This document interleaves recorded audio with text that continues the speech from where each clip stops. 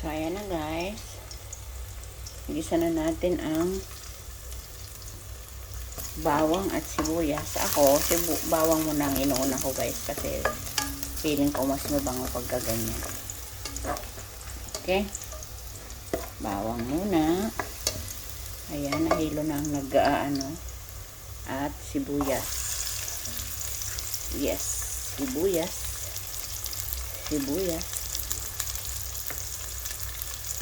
Haluin natin hanggang mag golden brown siya.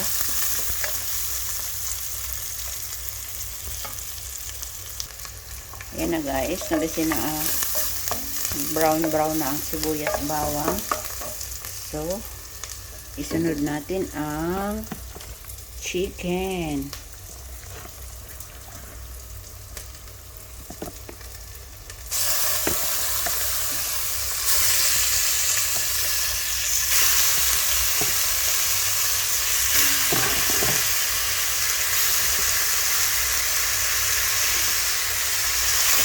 Gisa-gisa muna natin ito siya guys para mabawasan ang langsa.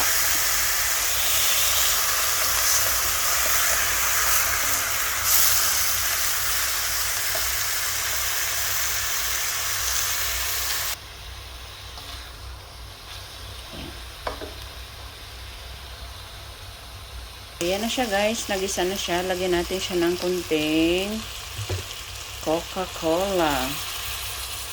Ayan. Coca-Cola din.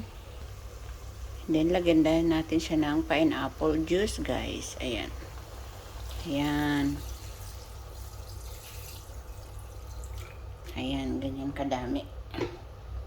Tapos, pakuluin lang natin siya sa low fire. Ayan. Lagyan din natin siya ng konting toyo. And then, konting toyo. Ayan. And then, takpan natin guys. At hinaan natin ang apoy. Low fire lang siya guys. Para maluto siya ng bonggang-bongga.